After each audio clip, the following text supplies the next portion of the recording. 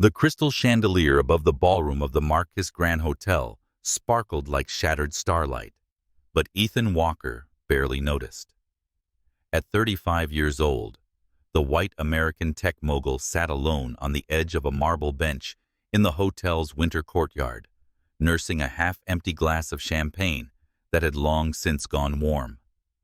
Just 6 months ago, Ethan had been the man everyone wanted to know, founder and CEO of Walker Dynamics, one of Silicon Valley's most disruptive AI firms. Reporters called him the Visionary.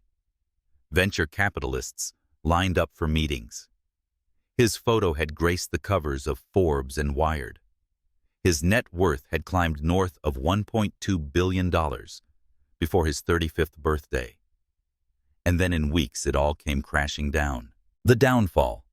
It started with Aegis, his company's flagship cybersecurity platform.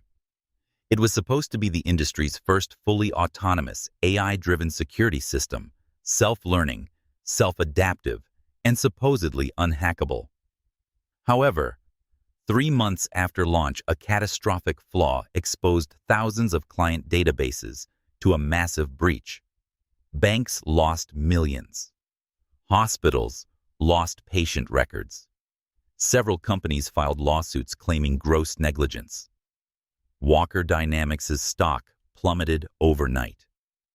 Ethan's once loyal board of directors quickly turned on him, blaming his leadership for the disaster. His longtime friend and COO David Kemp leaked private emails to the press, making Ethan look reckless and arrogant. And the final blow, his fiancée, Camille Hart, walked out on him and sold their breakup story to a popular gossip magazine. Instead of being the most respected man in the room, Ethan was a walking cautionary tale. Whispers shadowed every step he took through the Marquis Grand that evening, the Gala of Ghosts. Tonight's gala was supposed to be his comeback, at least according to the PR firm his lawyers had begged him to hire. The Marquis Winter Benefit Gala hosted the city's wealthiest and most powerful, and his presence was meant to signal resilience. But it was a farce. 5 different women had turned him down for a simple dance. Men who had once chased his approval now turned their backs. As Ethan stepped onto the courtyard balcony for air, the sounds of laughter and clinking glasses behind him felt like knives slicing through his chest. "Do you hear what happened to Walker Dynamics?" one voice whispered behind him. "They say he lost everything. Even Camille left him." Imagine that. He loosened his black tie and lowered himself onto the bench, leaning forward with his elbows on his knees. The cold January air stung his lungs. He didn't know what was worse, the collapse of his company, or the humiliation of being invisible at an event where he used to command the spotlight. The stranger. That was when he heard the quiet squeak of wheels on tile. He saw a woman in a simple gray janitor's uniform pushing a cleaning cart across the courtyard. She was tall, graceful, and carried herself with quiet dignity, making her stand out against wealth and extravagance. Her name tag read, Naomi Carter. She was 29, a Black American woman with warm brown skin, tight curls pulled into a bun, and dark, intelligent eyes that scanned her surroundings with quiet efficiency. When she saw him sitting there, something in her expression softened. She slowed, her cart hesitated, and finally stepped closer. She said, "Excuse me, sir." Her voice low and gentle, carrying an unexpected warmth. "Are you okay? You may need some water." Ethan blinked, caught off guard. For months, every interaction he'd had been transactional. Lawyers, accountants, reporters, investors, all wanting something. No one had asked him that question. Not once. The water bottle. "I'm fine." He managed, his voice rough from disuse. "Just needed some air." Naomi didn't look convinced. Without a word, she reached into her cart and pulled out a sealed water bottle. "Here," she said, extending it toward him. He hesitated, staring at the bottle like it was some foreign object. Then he took it, his fingers brushing hers briefly. Thanks, he murmured. No problem. She offered a small smile, the kind that was effortless and genuine, and something inside him shifted. 2 worlds apart. Naomi lowered herself onto the bench beside him, uninvited, but not unwelcome. Big event tonight, she asked, nodding toward the glittering ballroom inside. Something like that, Ethan said. She didn't pry, didn't ask his name, didn't care about headlines. She glanced at the manicured shrubs lining the courtyard and said, "You'd be surprised how many people come out here looking like they're ready to fall apart. Doesn't matter how fancy the suits are or how expensive the jewelry is. People get tired of performing." That made him laugh, a soft, unexpected sound he hadn't made in weeks.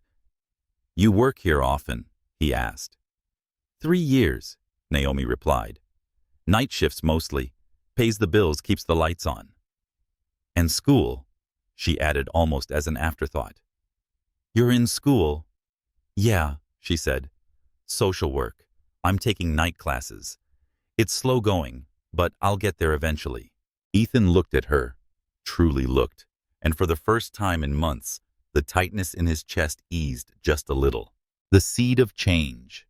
A voice inside the ballroom announced the following auction item, and a wave of polite applause followed, but Ethan ignored it.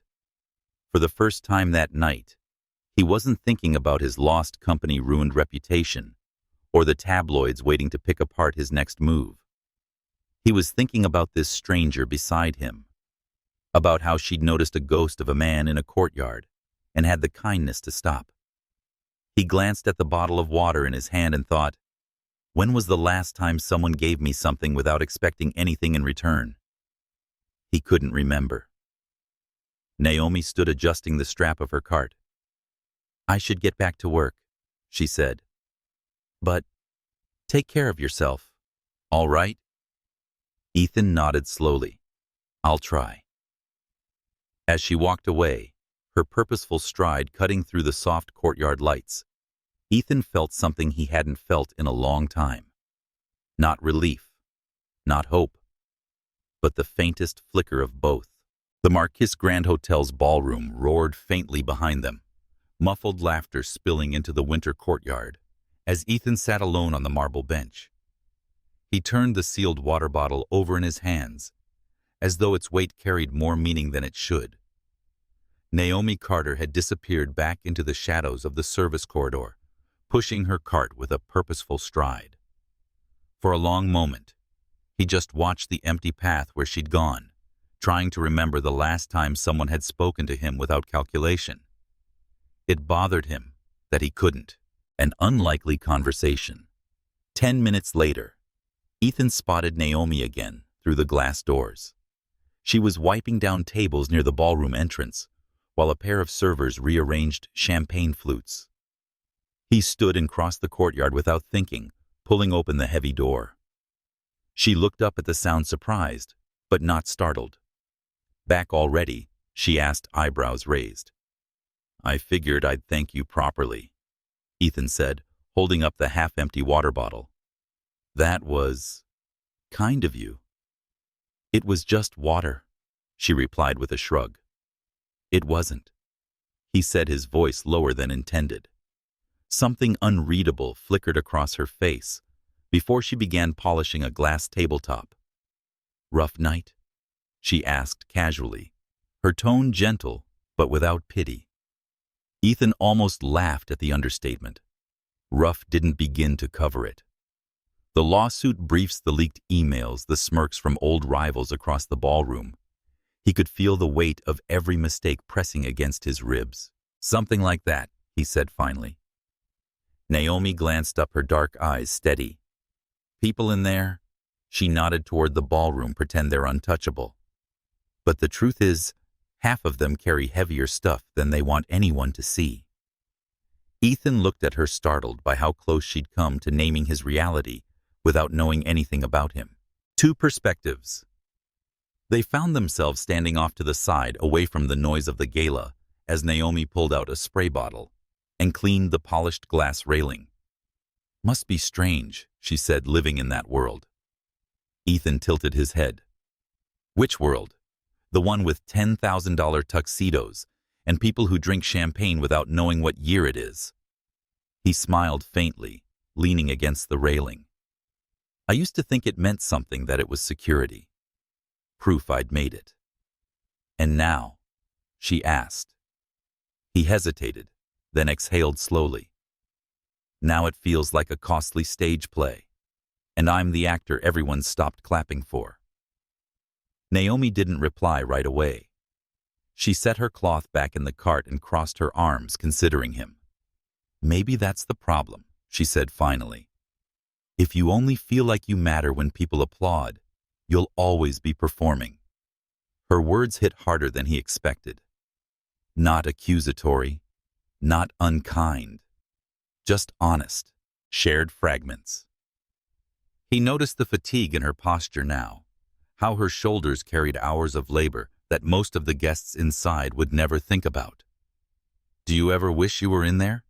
Ethan asked, gesturing toward the glittering ballroom. Naomi shook her head. Not really. I always see them up close. The designer dresses. The fancy smiles, the panic when someone spills wine on a white carpet. She smirked softly. They don't look any happier than anyone else. If anything, they look exhausted. That's not wrong, Ethan admitted, half smiling. She leaned against her cart, hands in her pockets. I used to think money was the magic solution to everything. Growing up, we didn't have much, so having more would fix all the cracks. And Naomi shook her head. Turns out money doesn't buy peace of mind. You can't pay someone else to sleep through the night for you. For reasons he couldn't name, that line stayed with him. The first connection. A loud and sharp burst of laughter erupted from the ballroom behind them, followed by the echo of champagne glasses clinking. Ethan looked back at the lights and music, then turned toward Naomi again. Can I ask you something? He said. Sure. Why are you studying social work? She glanced at him, measuring his intent, and then looked away, her voice softer when she replied. My mom raised 3 of us by herself, she said. Worked 2 jobs and still came home to help me with schoolwork. Back then, some people showed up for us at church community centers, neighbors who checked in when the lights went out. She looked down at her hands, fiddling with the hem of her uniform sleeve.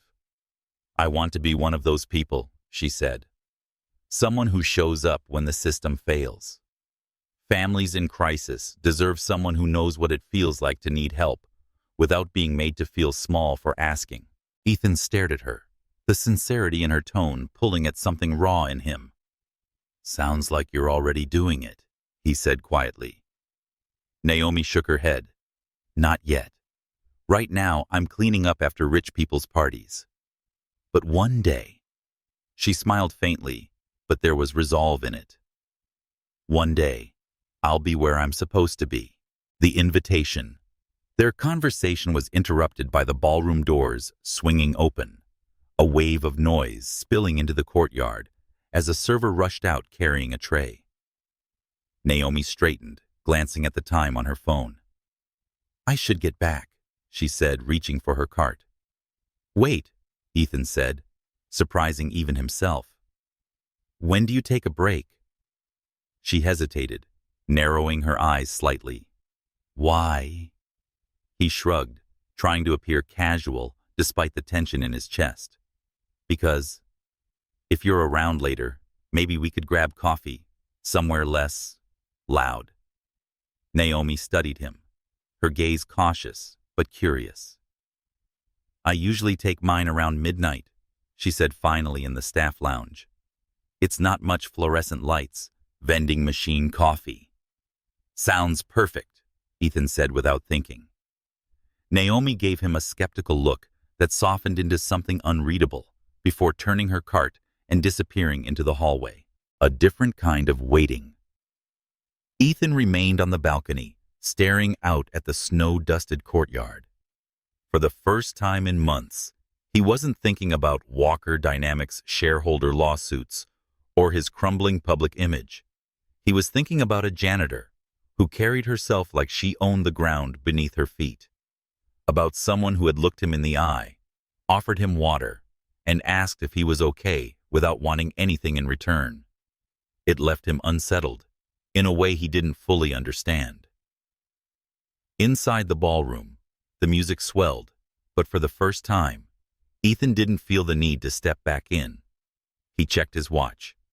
An hour and 15 minutes until midnight. He didn't know why, but knew he'd still be here. Ethan lingered in the Marquis Grand Hotel's courtyard long after most guests had retreated to the ballroom. The cold night air bit at his skin, but his thoughts were elsewhere, circling a woman with kind eyes and a calm voice who had offered him water like it was the most natural thing in the world.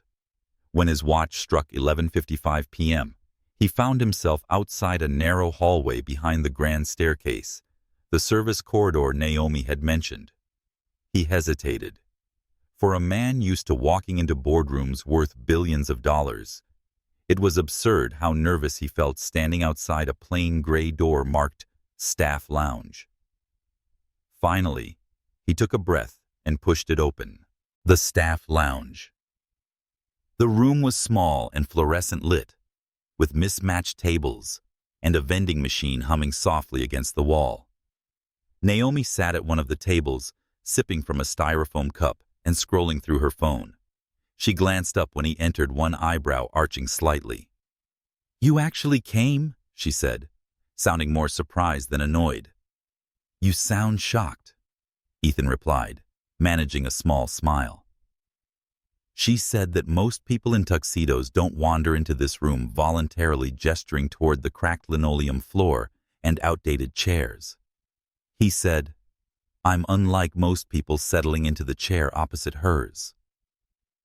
Naomi studied him momentarily, as though deciding whether to believe him, then slid a small paper cup toward him. "Vending machine coffee," she said. "I warned you." Ethan accepted it and took a cautious sip.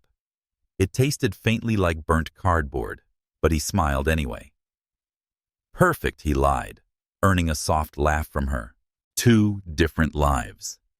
They sat in silence for a while, the vending machine's quiet hum filling the gaps. Finally, Naomi leaned back in her chair and folded her arms. "So, Ethan Walker," she said slowly, as though testing his name on her tongue. "Who are you really? Because I've seen the looks people give you in that ballroom, admiration, pity, gossip, all rolled into one." Ethan hesitated, fingers tightening around his cup. He hated talking about himself these days, but something in her steady gaze made him answer honestly. "I used to run a company," he said carefully. "Walker Dynamics." Naomi frowned slightly. "The tech company with the data breach." That's the one, he admitted, his voice quieter than before. She didn't look judgmental, just curious. "So that's why people are whispering." He nodded. "We were worth over $1 billion at our peak. Then one bad launch, one security flaw, and—" he gestured vaguely as if waving away the ruins of his former life. "Everything collapsed." Naomi was quiet, momentarily studying him with an expression Ethan couldn't read. Then she said softly, "And now you're here, drinking bad coffee in a break room with a janitor." Ethan smiled faintly. "I prefer this." Naomi's story. Naomi tilted her cup between her hands, staring at the dark liquid before speaking. "People assume I want to be in that ballroom," she said finally, "that I wish to be in the world, the dresses, the champagne, the important conversations." "Don't you?" Ethan asked, curious. Naomi shook her head. "I used to when I was a kid. I thought money meant freedom. But then I watched my mom work herself sick trying to keep a roof over our heads, and I realized it's more complicated than that." She paused, glancing up at him. "My little sister Maya is in med school right now," she continued. "I help pay her tuition. And I'm taking night classes myself, social work. I want to help families like mine who slip through the cracks." Ethan leaned forward, elbows resting on the table. "That's incredible." Naomi gave a slight shrug, as though brushing off the compliment. "It's exhausting," she admitted, "but it feels right. Like I'm actually working towards something that matters." Something in her words hit Ethan harder than he expected. For years, his definition of success had been quarterly growth and investor praise. But listening to Naomi talk about purpose, he felt the ground shift beneath him. A shift in perspective. "Why social work?" he asked after a moment. "Because systems fail people," she said. "And someone has to be there when they do, when a single mom gets evicted. When a teenager gets kicked out, when a family loses their only income, people need someone to fight for them when no one else will." Her conviction lit something in her expression, a quiet fire, steady and unshakable. Ethan found himself holding her gaze, feeling unexpectedly humbled. "I've spent years building things that made me rich," he said finally. "But I've not built anything that actually matters." Naomi didn't let him off easily. "Then it's time to start." The invitation. They talked through her entire break about books they liked, music. They hated little fragments of their pasts. Naomi told him about growing up in a cramped apartment above a laundromat. Ethan told her about his childhood obsession with coding video games on an ancient computer his father bought him. When her phone buzzed with a reminder to clock back in, she stood and brushed off her uniform. "I should get back to work," she said. Ethan hesitated, then asked, "Do you volunteer every Saturday?" Naomi blinked, surprised by the sudden question. "At Riverside Community Center." "Yeah, been helping there since college." "Can I come with you?" She tilted her head, skeptical. "Why?" He hesitated before answering honestly, "Because I needed to see a world outside myself." Naomi studied him for a long moment before nodding once. "Fine. Saturday, 8 a.m. Don't be late." A different kind of restlessness. As he left the lounge and walked back into the glittering chaos of the gala, Ethan noticed something unexpected. The whispers were still there, the judgmental glances unchanged. But for the first time, they didn't feel heavy. Instead, all he could think about was a small community center he'd never been to, and a woman who made burnt vending machine coffee taste like the beginning of something he couldn't yet name. Saturday morning arrived colder than Ethan expected. ASA's he parked his sedan outside Riverside Community Center. A pale gray mist hovered below over the city streets. A pale gray mist hovered over the city streets. The building wasn't much to look at: weathered brick, a faded blue awning, and chipped paint near the windows. But a steady stream of people lined up outside, waiting for the doors to open. Families with toddlers bundled in blankets, older men in worn coats, teenagers balancing backpacks on their shoulders. It was nothing like the boardrooms and five-star hotels he was used to. For a moment, Ethan hesitated, gripping the steering wheel, wondering what he was doing here.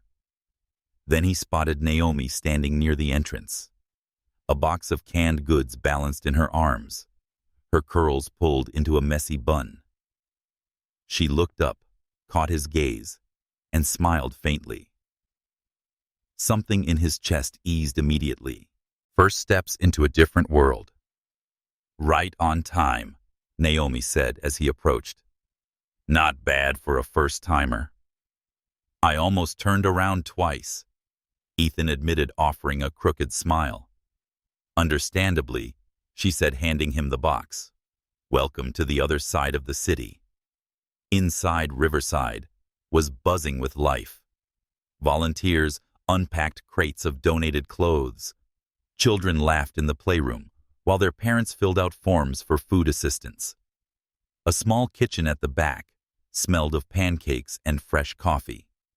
Naomi led Ethan to a folding table stacked with brown paper bags.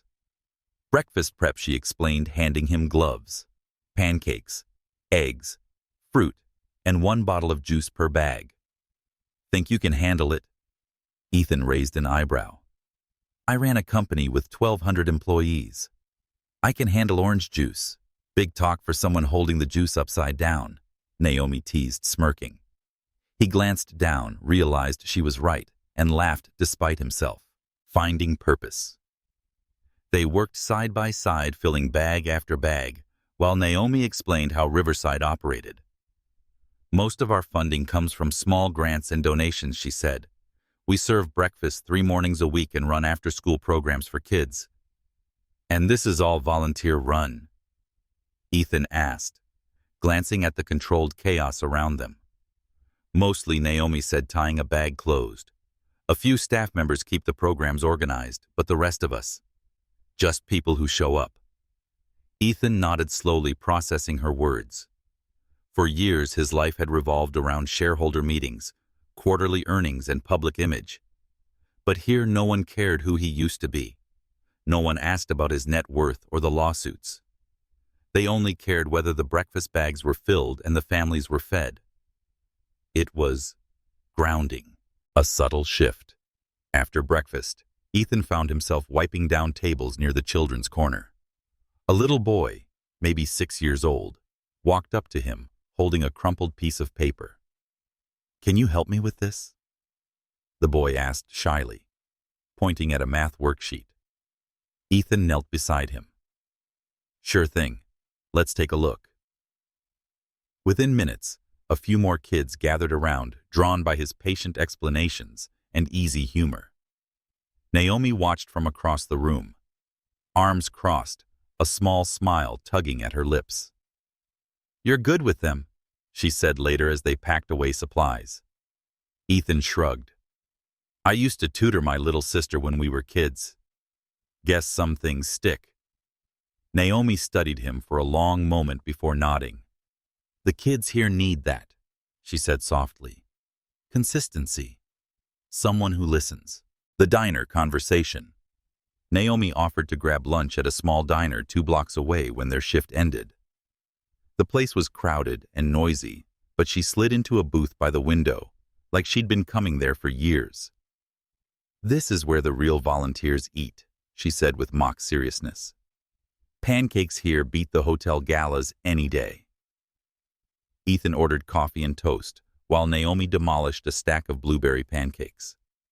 They ate in comfortable silence for a while, until she set her fork down and looked directly at him. "Why are you really here, Ethan?" she asked. He blinked. "I told you. I wanted to see what you do." "Right," she said slowly. "And out of all the things you could do on a Saturday morning, you decided helping strangers at a community center was the priority." Her tone wasn't accusing, just curious, but it made him pause. He admitted that I needed to be reminded that not everything is about me. I've spent years measuring my worth in stock prices and magazine covers. None of that feels real anymore. This does. Naomi tilted her head, considering his answer, then nodded once. "Good," she said, picking up her fork again. The flicker of something more. They lingered long after their plates were cleared at the diner, talking about music, childhood memories, and favorite books. Now and then, Ethan caught himself watching how Naomi's face lit up when she laughed, or how her eyes sharpened when she talked about the families at Riverside. Something was shifting between them, subtle, fragile, but undeniable. As they walked back toward the center, Ethan hesitated, then asked, "Can I see you again?" "Outside of Riverside." Naomi stopped mid-step, her expression guarded. "Ethan." She sighed softly, looking away momentarily before meeting his gaze again. "I like talking to you. I like this. But I need you to understand something." "Okay," he said carefully. "I don't want to be someone's project," she said firmly. "I've worked hard for my independence. I'm not looking for someone to come in and fix my life." Ethan's chest tightened, but he nodded immediately. "That's not what this is. I'm not here to fix you, Naomi." Her gaze searched his face for several long seconds before she gave a small reluctant smile. Then she said softly, "We'll see where this goes." A quiet promise. When Ethan drove home later that afternoon, he felt calm, which he hadn't experienced in months.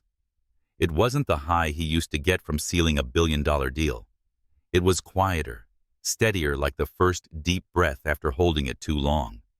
As the city skyline blurred past his window, he thought about Naomi's words.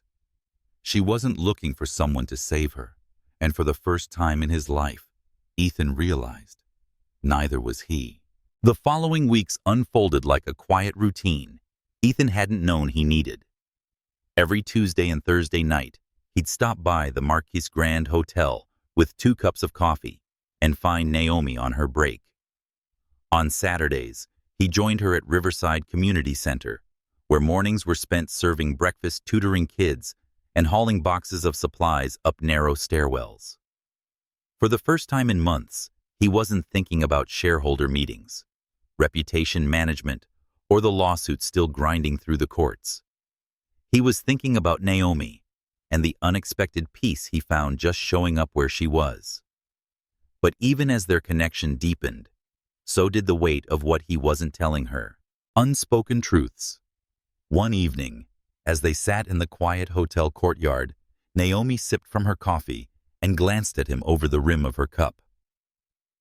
"You never talk much about your old life," she said casually. Ethan froze for the briefest second before replying.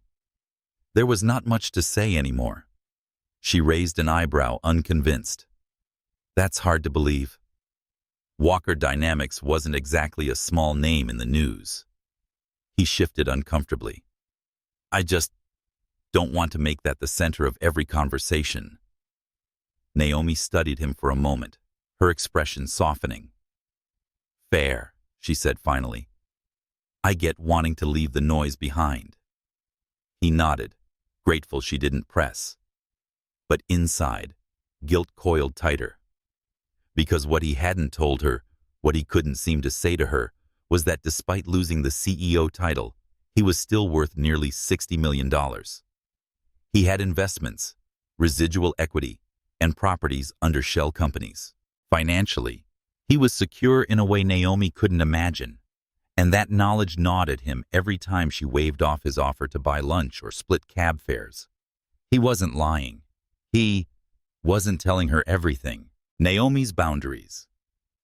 The more time they spent together, the more Ethan saw Naomi's fierce independence up close. One Saturday at Riverside, he watched her gently redirect a volunteer who had tried to give a struggling family outdated information about eviction support. She handled it calmly but firmly, ensuring the parents left with accurate resources and dignity intact. Later, as they folded donated clothes, Ethan commented, "You always know exactly what to say to people." Naomi smiled faintly. "Because I know what it feels like to be on the other side," she said. "When my mom was laid off, we had to fight for every bit of assistance we got. I promised myself I'd never let anyone make me feel small for needing help." He hesitated, then said, "That's incredible, Naomi.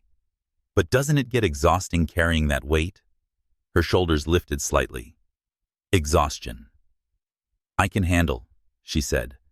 "What I can't handle is giving anyone power over my life. Not again." Something about how she said it made him pause, but he didn't push further. The offer. A few nights later, Ethan spotted Naomi in the staff lounge hunched over her laptop. Her forehead creased in concentration. "Rough night?" he asked, setting down her usual coffee. She sighed, closing the screen and trying to register for next semester's classes. Tuition went up again. "How short are you?" he asked, gently. Naomi gave him a pointed look. "Ethan," he held up his hands. "I'm just asking. I'm not taking your money," she said flatly. "I didn't say you should," he countered softly. "But if you needed help—" "I don't," she interrupted firmly, meeting his eyes. "I've been working 2 jobs for years to afford school. I'll manage." Ethan hesitated, the words on his tongue. "I could pay for everything without blinking." But he swallowed them, nodding instead. "Okay," he said quietly. Naomi relaxed a fraction, leaning back in her chair. I appreciate the thought, she admitted. But helping someone isn't the same as saving them. And I need you to understand the difference. I do, he said. But deep down he wasn't sure he entirely did. A growing divide. The weeks went on, and Ethan found himself caught between two instincts. One was the part of him that admired Naomi's strength, her refusal to compromise, her independence, her relentless drive toward her goals. The other was the part of him that wanted to smooth every obstacle in her path. He began anonymously funding minor upgrades at Riverside, extra supplies for tutoring programs, refurbished laptops for the kids' computer lab, and an extended breakfast menu for families who needed more. Naomi noticed the changes immediately. She mentioned someone had been making generous donations on a Saturday, narrowing her eyes. Any idea who Ethan kept his expression neutral? He said people want to support good work, lightly focusing on stacking boxes. Naomi studied him for a moment longer, but let it drop. Still, Ethan could feel her suspicion hovering between them unspoken. A late-night conversation. One Thursday night, Naomi and Ethan sat in the quiet courtyard behind the hotel after a long shift. The city lights glittered in the distance, reflected in the fountain nearby. Naomi broke the silence first. Do you ever feel like we're from different planets? Ethan turned toward her. Sometimes, he admitted. Why? She traced the edge of her coffee cup with her finger. You talk about your old life as if it were a different person's. But it's still you, Ethan. You can't pretend you weren't part of that world. I'm not pretending, he said quietly. I just don't know where I fit anymore. Not with them. Not completely here either. Naomi looked at him thoughtfully. Then this isn't about fitting anywhere. It's about figuring out who you actually want to be. Her words sat heavy between them, not judgmental, but challenging. Ethan nodded slowly, a reluctant smile tugging at his lips. You might be better at running my life than I am. Probably, Naomi said with a soft laugh, and the tension eased, but not entirely. Shadows in the distance. As Ethan drove home that night, the city lights blurred past his windshield. For the first time, he acknowledged what he had been avoiding. His silence was no longer harmless. Naomi's trust in him was absolute, but fragile. Would she see him as a partner if she ever learned the whole truth about his wealth and quiet interventions? Or would she see him as exactly what she feared most? Someone is trying to rescue her. Saturday morning began like any other at Riverside Community Center. The smell of pancakes filled the small kitchen. Volunteers moved quickly between folding tables, and the usual hum of conversation spilled into the hallway. Ethan and Naomi worked side by side, setting out food trays while teasing each other about who folded paper bags better. For the first time in months, Ethan felt something close to peace.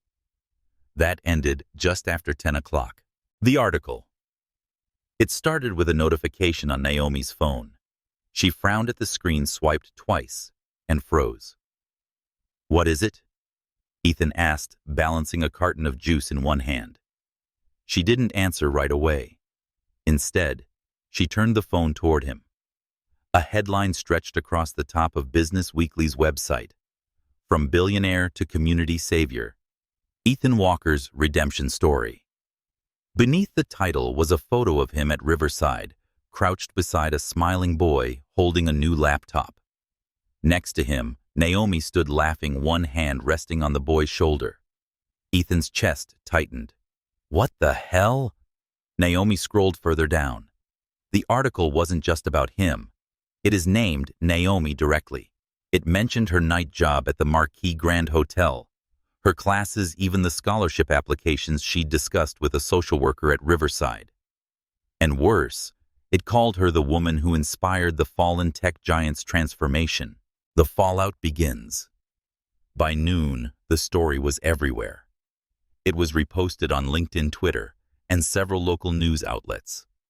Naomi's phone buzzed relentlessly. Classmates asking if she was dating Ethan Walker relatives, checking if she was moving up in the world, and strangers leaving condescending comments on her social media. When she returned from the hallway, her hands shook as she shoved her phone into her pocket.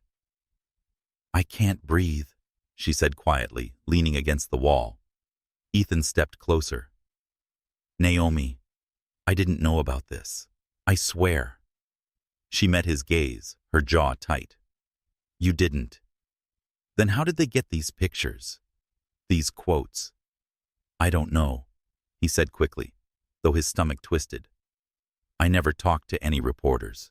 "Someone did," she said, voice sharp now. "And whoever it was, they handed them my life." Cracks in the trust. Naomi left Riverside early that day, ignoring Ethan's offers to drive her home. When he returned to his apartment, his phone exploded with calls from lawyers, old colleagues, and journalists requesting interviews.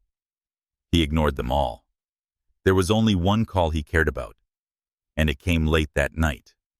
Naomi's voice was clipped but steady. "Ethan, we need to talk."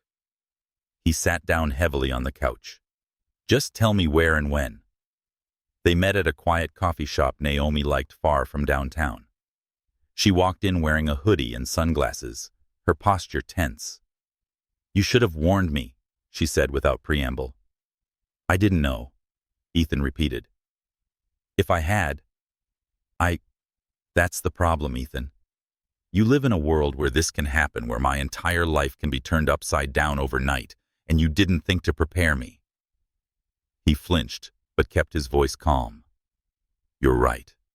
I should have told you this was possible." Naomi leaned back, arms crossed tightly. "Reporters have been calling my school. My hotel manager wants to know if I'm quitting. My classmates keep asking me if I've landed a billionaire. Do you know how humiliating this is?" Ethan's throat felt tight. "I never wanted this for you.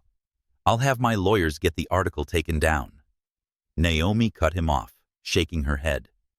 "You can't erase the internet, Ethan. It's already out there." Two different realities. They sat silently for a moment, the low hum of the espresso machine filling the air between them. Finally, Naomi spoke again, softer this time. "Do you know what it feels like to have people look at you and decide they already know your story?" she asked. "I worked for years to build my own name and my own plans, and now I'm a headline." Ethan reached across the table, his voice steady but urgent. "Naomi, I don't care what anyone says. I care about us." "That's easy for you to say," she whispered, her gaze locked on his. "You've been rich your whole adult life. You have walls protecting you. I don't. People will see me as a charity case, or worse, like I'm using you." "You're not," Ethan said fiercely. "That doesn't matter," she said, her voice breaking slightly, "because that's what they'll believe." The confrontation. Back at his apartment that night, Ethan paced the living room, replaying every word. Naomi wasn't angry because of the article alone. She was furious because he hadn't prepared her for what came with being in his orbit. When his phone buzzed again, he glanced down at a message from her. "I need space." Ethan stared at the words for a long time before replying, "I'll wait. When the world won't let you hide." The following week, Naomi avoided Riverside entirely. Volunteers asked where she was. Families wondered why she'd disappeared. Social media had latched onto the feel-good narrative of a billionaire redeemed by love and charity, spinning her into a symbol she hadn't asked to be. Meanwhile, reporters began showing up outside the hotel where she worked nights. Ethan tried calling multiple times, leaving messages, but Naomi responded only once, "I need time to think." At the same time, Walker Dynamics board contacted Ethan, hinting that the sudden positive publicity could help rebuild investor trust. Several media outlets requested interviews, but Ethan refused every one of them. He didn't care about the company. He cared about Naomi. The breaking point. Almost 2 weeks later, it wasn't planned when they finally met again. Naomi showed up at Riverside on a rainy Saturday. Her hood was pulled low, and her hands were shoved deep into her pockets. Ethan spotted her across the room and immediately walked over. "I didn't know if you'd come," he said softly. "I almost didn't," she admitted, her voice low. "Naomi," he began carefully, "I'm sorry for everything." She shook her head. "This isn't just about the article, Ethan. It's about what happens when our worlds collide. I can't handle living under a spotlight I never wanted." His voice was quiet, almost pleading. "Then let me handle it. Let me protect you." She hesitated, eyes narrowing slightly. "See, that's the thing, Ethan. I don't want to be protected. I want to be trusted. That's not the same." Her words landed like a blow. Before he could respond, Naomi stepped back, shaking her head. "I need space, real space this time." And just like that, she walked away, leaving Ethan in the middle of the bustling community center, surrounded by people yet completely alone. The silence between Ethan and Naomi stretched into weeks. At first, Ethan respected her request for space, even when every instinct screamed to call fix or do something. He stopped showing up at the Marquis Grand Hotel on her night shifts, avoided Riverside Community Center when he knew she wouldn't be there, and drowned himself in work instead. But even work was different now. He no longer cared about quarterly profits or investor demands like he used to. Something had shifted deep inside him, a kind of awakening Naomi had unknowingly sparked. If he couldn't reach her, he decided then at least he could build something worthy of the person she believed he could be. Redefining Walker Dynamics. Ethan returned to Walker Dynamics for the first time since stepping down as CEO months earlier. The glass-paneled lobby was precisely as he'd left it, sleek, polished, sterile.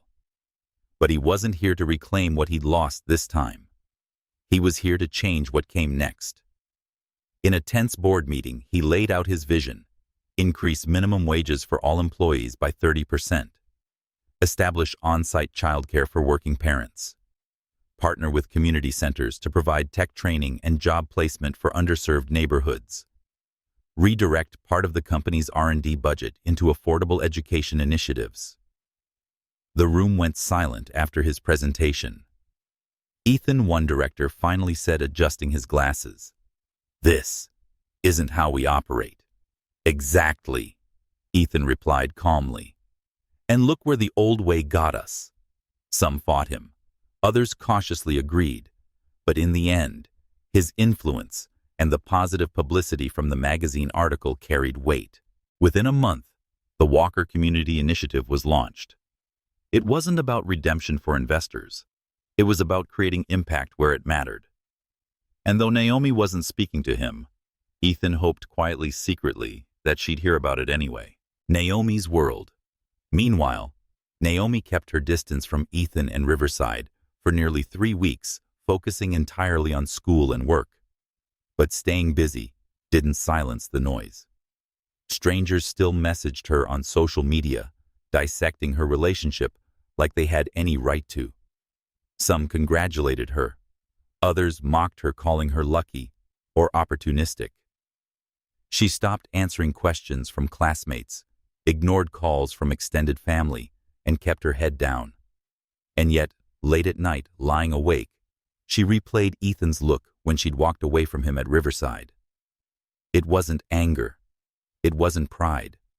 It was something closer to heartbreak. Still, she held firm to her boundaries. She needed to know who she was outside of him to prove to herself she wasn't simply orbiting his world. An unexpected messenger. Mrs. Rodriguez, one of the longtime volunteers at Riverside, finally broke the stalemate. One Tuesday evening, Naomi was stacking chairs after class when Mrs. Rodriguez appeared at the door, holding a grocery bag in one hand and a knowing smile on her face. "You're missed," she said softly. Naomi sighed. "I just needed some time." "I know," Mrs. Rodriguez replied. "But the kids keep asking about you. And Ethan?" Naomi stiffened immediately. "I don't want to talk about Ethan." Mrs. Rodriguez set the bag on the table and crossed her arms. You don't have to. But you should know something. Naomi hesitated, finally looking up. He's been here, Mrs. Rodriguez said gently. Every Saturday, serving breakfast, tutoring kids, carrying boxes. No cameras, no press, just work. Naomi blinked, caught off guard. Every Saturday, Mrs. Rodriguez nodded. Whatever you think about him, Naomi, he's trying. Quietly, and not for attention. That night, Naomi lay awake, fighting the warmth creeping into her chest, colliding again. 2 weeks later, Naomi returned to Riverside for the first time since the article broke. She almost turned back when she saw Ethan across the room, crouched beside a group of kids, helping them assemble a donated computer. His sleeves were rolled up, his expression focused, his laughter soft, when one of the kids joked about breaking the internet. Naomi hesitated, lingering by the doorway. Ethan noticed her almost immediately. Their eyes met across the crowded room, and for a moment, neither moved. Finally, Naomi stepped forward. "You're still here," she said when she reached him. Ethan set down a screwdriver and stood slowly. "I told you I would be." They stood silently for a beat before Naomi glanced around at the buzzing center. "Looks like you've been busy." "Trying to be useful," he said quietly. Naomi bit her lip, unsure what to say next. The conversation they needed. Later, Mrs. Rodriguez forced them into the small storage room to help organize boxes. The second the door shut behind them, the silence pressed in. Naomi crossed her arms. "You didn't tell me you were coming here. I didn't think I had the right," Ethan admitted, "after everything." "You could have called," she said softly, though her voice carried an edge. "I thought space was what you wanted." Naomi exhaled, leaning against a shelf. "I wanted space from the chaos, Ethan. Not from this." He hesitated before asking, "And what is this exactly?" Her gaze softened but didn't waver. "Something I want to protect. But I can't do that if I don't trust you completely." Ethan stepped closer, keeping his voice low and steady. "I've made mistakes. I should have prepared you for what came with being connected to me. And I should have been honest about everything." Naomi studied him carefully, her expression unreadable. "Everything." He nodded, swallowing hard. "I've been helping Riverside quietly, donating and covering costs. I didn't tell you because I didn't want you to think I was trying to buy you or control this place." For a moment, Naomi said nothing. Then, to his surprise, she sighed, not angrily, but with exhaustion. "You're infuriating," she said finally. "But at least now I know the truth." A fragile truce. By the time they left the storage room, something between them had shifted. Not resolved, not healed, but lighter. Naomi rejoined the volunteers, laughing softly with the kids, while Ethan spent the rest of the morning quietly refilling supplies and repairing old laptops. They didn't talk much after that, but didn't need to. For the first time in weeks, being in the same space didn't feel like a battlefield. It felt like a beginning. Saturday morning came with an overcast sky and a restless energy Ethan couldn't shake. For the first time since Naomi returned to Riverside, he felt the weight of unfinished words between them pressing heavier than ever. He arrived early, helping unload boxes from the delivery truck before most volunteers arrived. He hoped working through the tension would give him clarity. But when Naomi walked in, carrying a clipboard, smiling faintly as she greeted Mrs. Rodriguez, Ethan knew there was no longer any way to avoid the conversation. Mrs. Rodriguez seemed to sense it too. She clapped her hands together, summoned the two of them, and pointed toward the back hallway. "Storage room," she ordered firmly. "You're organizing donations. Don't come out until you figure yourselves out." Before either of them could protest, she shut the door behind them. The silence before truth. The small room was crowded with stacks of donated clothes, cardboard boxes, and plastic bins. It smelled faintly of laundry detergent and dust. Ethan leaned against a shelf, arms crossed loosely, while Naomi stood opposite him, her clipboard pressed to her chest. Neither spoke at first, the tension stretching taut. Finally, Naomi broke the silence. "You could have told me about the donations." "I know," Ethan admitted quietly. "I should have." She glanced up, her expression unreadable. "Why didn't you?" He rubbed the back of his neck, searching for the right words. "Because I didn't want you to think I was trying to control anything. Or control you." Naomi set the clipboard on a box, exhaling slowly. "Do you know what it felt like? To hear people call me a charity case? To see strangers dissecting my life and assume every good thing came from you?" Ethan stepped closer, his voice low and steady. "Naomi, I didn't do any of this to make you feel small.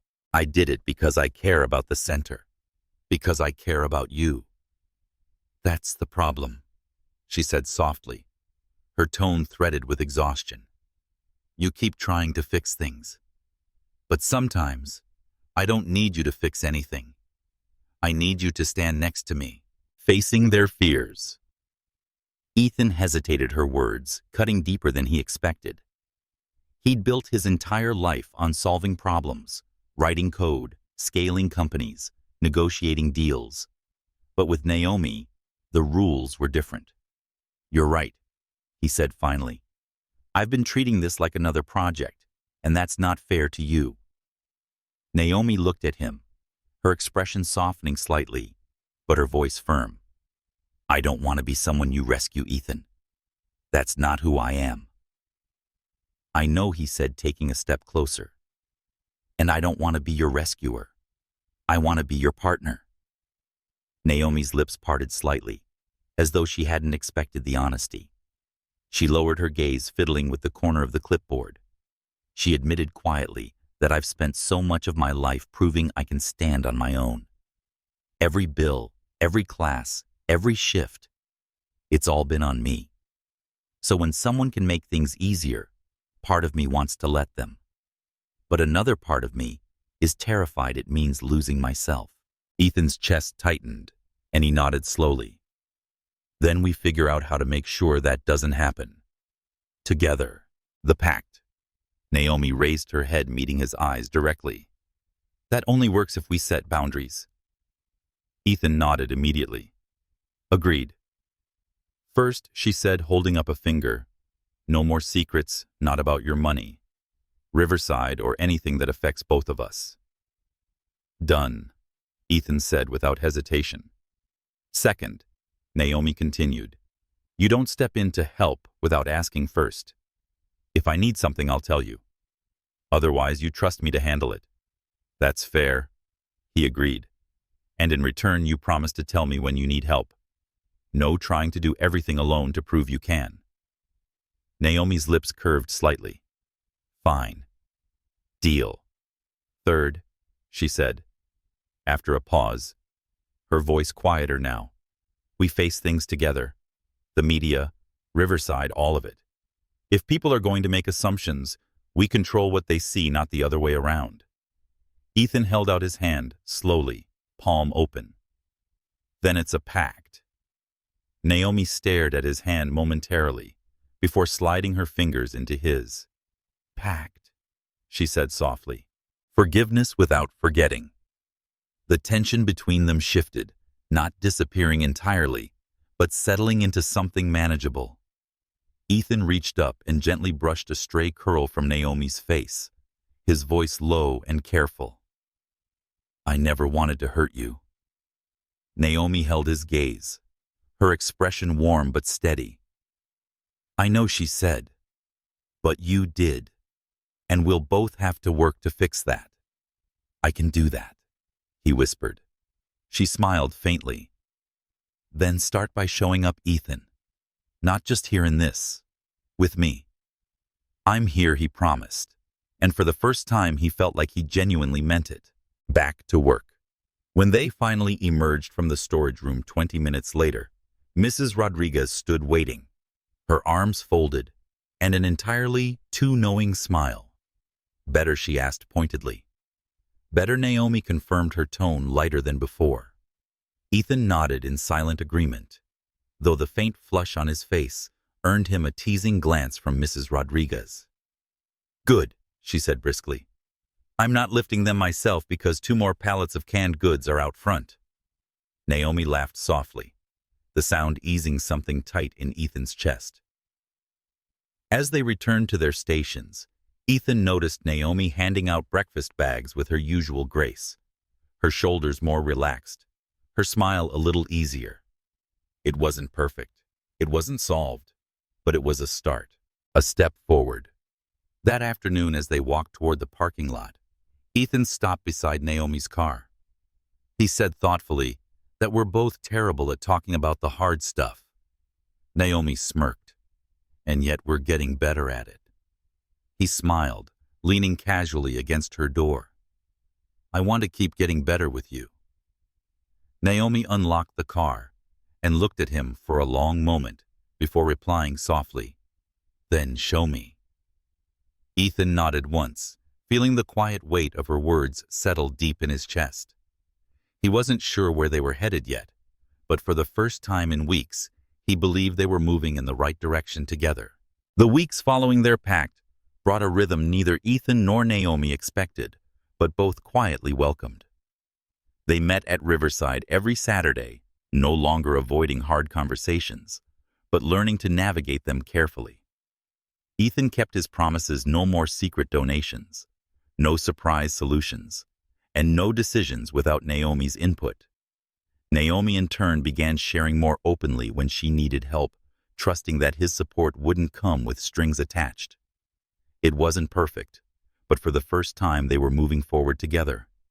And then, Naomi had an idea that would change everything, a new vision.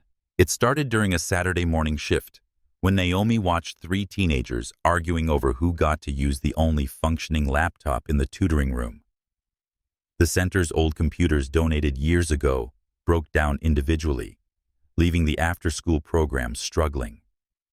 That afternoon, she found Ethan restocking shelves in the storage room. "We need to talk," she said, setting her clipboard down with purpose. "Sounds serious," he said, leaning against a shelf. "It is." Naomi crossed her arms. "The center needs a computer lab, a real one, not 3 busted desktops from 2008. Ethan frowned thoughtfully. "How many kids would use it?" "At least 50, she said without hesitation. "More if we opened it to the broader neighborhood. Many of these kids don't have access to reliable internet at home, and it's holding them back." He nodded slowly. "What's your plan?" Naomi hesitated, chewing her lip. "I want to pitch a partnership between Riverside and Walker Dynamics." Ethan blinked in surprise. "My company." "Not just your company," she clarified. "Your resources, connections, and ability to make this happen faster than I ever could. But we do it my way, with the center controlling its programs, not the corporation." He studied her face carefully, noting the quiet determination in her expression. "So, we build something together." Naomi nodded. "Exactly. The pitch." 3 weeks later, Naomi stood in front of a small conference room at Walker Dynamics headquarters, facing a skeptical board of directors. Ethan sat beside her, deliberately silent, letting her lead the presentation. She confidently outlined Riverside's mission, the community's needs, and the tangible impact a properly funded technology program could have on local families. She emphasized measurable outcomes, student performance, job training, and bridging the digital divide. Silence stretched across the table when she finished, until one director cleared his throat. He said flatly, "That you're asking us to spend over $400,000 building a lab for a single community center. What do we get in return?" Naomi didn't flinch. She said evenly, that you get kids who grow up believing they have a future. You get families who see your company investing in them, not just profiting from them. You get trust. The room stayed quiet for a beat before Ethan finally spoke, and for the record he said calmly, "This isn't charity. It's a responsibility. We have the means to make a difference. I intend for us to use it." The board approved the partnership unanimously, building together. Construction began within weeks. Ethan handled logistics, securing high-quality equipment and negotiating vendor deals, while Naomi coordinated with teachers, parents, and volunteers to design a curriculum that served the community's needs. They spent late nights in Riverside's dusty storage rooms, drawing up floor plans on scrap paper and arguing over everything from power outlet placement to whether the walls should be painted bright to make the space more inviting. "I still say yellow's the way to go," Naomi said one evening, balancing on a ladder as she taped off the corners. Ethan looked up from assembling a desk. "Yellow will give the kids headaches." "It's cheerful," she countered. "It's blinding," he shot back. Mrs. Rodriguez, passing by with a paint roller, shook her head. "I'm putting this on record. You two are worse than the teenagers." Despite the long hours and endless debates, neither felt more aligned. For the first time, Ethan wasn't swooping in to save anything. They were partners. Equals. Cracks beneath the surface. But success came with a price. As news of Walker Dynamics' investment spread, media outlets reignited the narrative they thought they'd buried. Headlines resurfaced. Disgraced CEO finds redemption through community love story. From scandal to savior. Ethan Walker's second act. Naomi hated every article. She'd agreed to the partnership to help Riverside not to become another symbol in Ethan's redemption arc. One evening, scrolling through a viral post comparing her to the girlfriend who saved the billionaire, she slammed her phone onto the counter, hard enough to rattle the coffee mugs. Ethan, seated at her kitchen table, reviewing invoices, looked up immediately. "Naomi," he said gently. "Talk to me." She exhaled sharply. This was supposed to be about the kids, Ethan. But all anyone wants to talk about is you. Us. Like I don't even exist outside of your narrative. Ethan's jaw tightened, but he forced himself to stay calm. "I can't control what people write, but I can make sure the lab gets built, Naomi. That matters more than the headlines." "I know," she said quietly, rubbing her temples. "I wish it didn't always feel like living in your shadow." A hard conversation. Later that week, they walked through the nearly finished computer lab, sunlight streaming across the polished desks and brand new monitors. It should have been a moment of celebration. Instead, Naomi leaned against the doorframe, arms folded tightly. "Ethan," she said softly, "we need to figure out how to protect what we're building here. Us. Riverside. Everything." He nodded, sliding his hands into his pockets. "I want that too." "No." "Listen," she said firmly. "This partnership only works if we keep the focus on the community, not you, not me, not us. We don't give the media anything else to spin." Ethan hesitated, then nodded slowly. "Agreed." Naomi studied him briefly before adding quietly, "Ethan, we must keep each other honest. No more playing savior, hiding things, or trying to protect me by keeping me in the dark. If we're doing this, it has to be all in." He stepped closer, meeting her gaze steadily. "All in," he promised. A quiet victory. When the lab opened 2 weeks later, the celebration belonged to the community. Kids crowded around the shiny new computers, volunteers handed out snacks, and parents lined up to register for free digital literacy classes. No cameras were invited. No press releases were issued, and the only acknowledgement of Walker Dynamics' role came from a small plaque on the wall that read, "Built in partnership with Riverside Community Center."